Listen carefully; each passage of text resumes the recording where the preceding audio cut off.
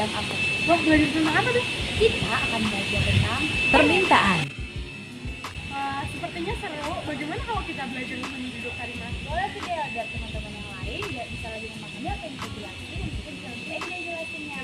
Let's go! A few moments later.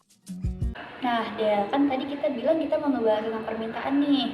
Permintaan itu apa sih, Del, sebenarnya? Nah, Karimah, jadi permintaan itu sejumlah barang atau jasa yang diminta oleh konsumen pada periode dengan tingkat harga tertentu. Nah, analisis permintaan sendiri ini tuh fokusnya itu mengambil sudut pandang dari konsumen.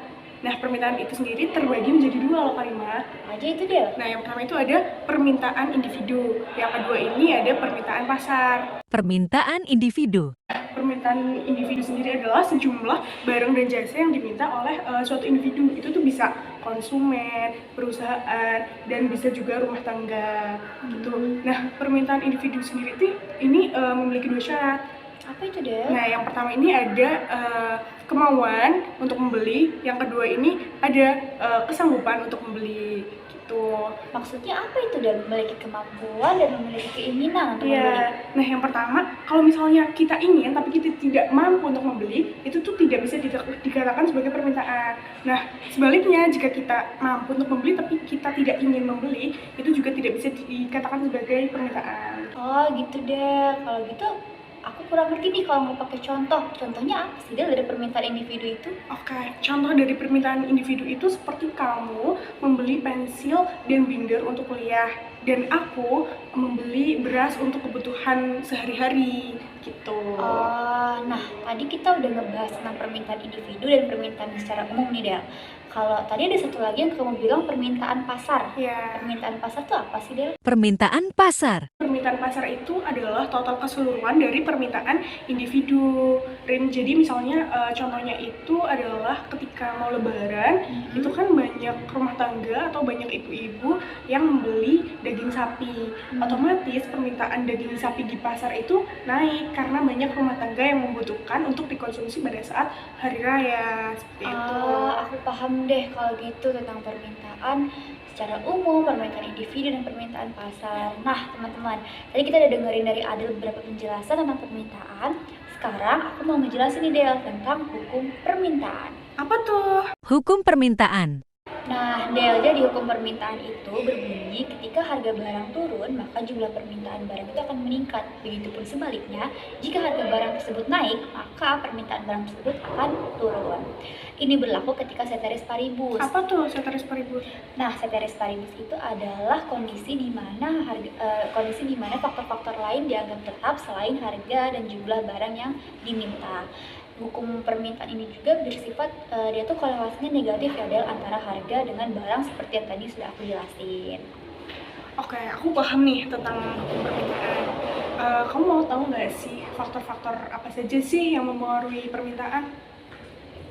Pengen tahu sih, Del, apa itu, Del? Faktor-faktor yang memengaruhi permintaan. Jadi Karimah, faktor-faktor yang mempengaruhi permintaan itu ada 8. Yang pertama adalah jumlah konsumen. Yang kedua, harga barang itu sendiri. Ya. Yang ketiga itu pendapatan masyarakat.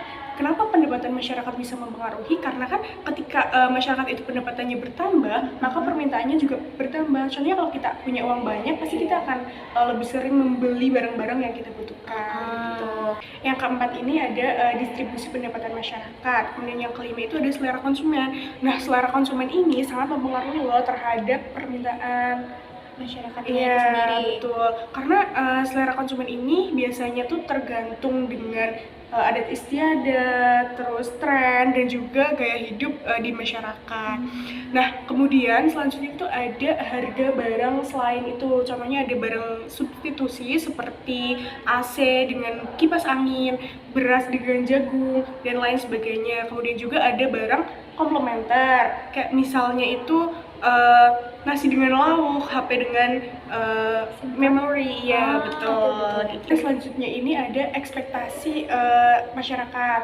Dimana jika ekspektasi masyarakat terhadap harga itu turun, maka permintaan itu akan naik. Dan sebaliknya, jika ekspektasi masyarakat terhadap harga itu naik, maka permintaannya akan turun. Kayak gitu, Rem. Nah, yang terakhir ini ada kegunaan barang. Tentunya kita sebagai konsumen akan membeli barang yang berguna dong bagi kita. Jadi semakin barang itu berguna, permintaannya akan semakin naik. Nah, itu ya, Del. Iya. Nah, tadi kita udah dengerin dari Adel nih tentang faktor-faktor yang mempengaruhi permintaan. Sekarang aku mau ngejelasin tentang kurva permintaan. Kurva permintaan. Jadi kurva permintaan itu bergerak, bukan bergerak juga, tapi dia itu bentuknya tuh seperti ini, dari kiri atas ke kanan bawah. Ini dia kurva permintaan. Artinya itu dia memiliki slope negatif antara harga barang dengan jumlah barang yang diminta oleh konsumen. Seperti yang tadi dikatakan di awal, seperti kurva permintaan, semakin tinggi harga barang, maka jumlah barang yang diminta akan semakin menurun. Lalu ketika harga barang menurun, maka jumlah barang yang diminta akan semakin meningkat. Jadi kurva permintaan itu terbagi menjadi dua, Del. Ada kurva permintaan yang bergerak di sepanjang kurva atau movement along the curve, dan juga yang kedua ada kurva permintaan yang bergeser atau shifting. Yang pertama itu yang bergerak di sepanjang kurva atau movement along the curve. Moving along the curve. Itu disebabkan oleh harga barang dan jumlah barang itu sendiri. Nah, kurva ini tuh titiknya ini akan bergerak ke atas ketika harga barang meningkat dan jumlah barang yang diminta menurun.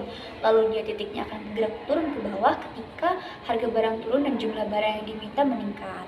Nah, lalu yang kedua, Del, ada kurva permintaan yang bergeser atau shifting. Shifting.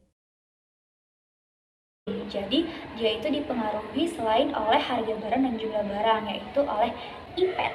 Apa sih IPET itu? Kepanjangan apa sih? Nah, IPET itu I for income, P for price substitution and price complementary, E for expectation, and T for taste. Nah, titik di kurva permintaan yang bergeser ini akan bergeser ke kanan ketika income-nya naik, price substitusinya naik, price komplementernya turun, expectation-nya naik, dan taste-nya naik. Lalu titik ini akan bergeser ke sebelah kiri ketika income-nya turun, price substitusinya turun, price komplementernya naik, taste-nya turun, dan expectation-nya turun. Oh, ternyata kurva itu nggak hanya satu ya, Rim ya? Iya, Del. Nah, yang terakhir nih, aku tuh mau tanya dan aku masih penasaran tentang analisis permintaan. Jadi analisis permintaan itu apa sih, Rim? Analisis permintaan. Jadi tadi kamu nanya analisis permintaan. Analisis permintaan itu adalah studi tentang alasan yang mendasari permintaan untuk suatu produk. Analisis ini tuh biasanya dilakukan oleh suatu perusahaan, Del, yang gunanya itu untuk bisa mengamati permintaan berapa sih nanti yang akan diminta dan untuk membuat keputusan bisnis supaya nanti tidak keliru di endingnya. Begitu, Adel. Berarti analisis permintaan ini adalah suatu hal yang termasuk sangat penting ya dalam dalam perusahaan itu sangat penting, Del. Nah, oke, Del. Tadi kita sudah menjelaskan banyak ya teman-teman tentang permintaan, mulai dari pengertian permintaan secara general, permintaan individu, permintaan pasar, hukum permintaan, faktor-faktor yang mempengaruhi permintaan, kurva permintaan, dan juga tentang analisis permintaan. Nah, semoga dengan kita belajar bersama-sama hari ini, kita bisa lebih paham lagi ya, Rem. Dan teman-teman yang menonton video ini juga bisa belajar bersama dengan kita. Betul, semoga nanti teman-teman bisa lebih paham dan bisa mencerna dengan baik apa yang kami sampaikan ya, teman-teman. Terima kasih, cukup sekian dari kami. Terima kasih semuanya. Bye-bye.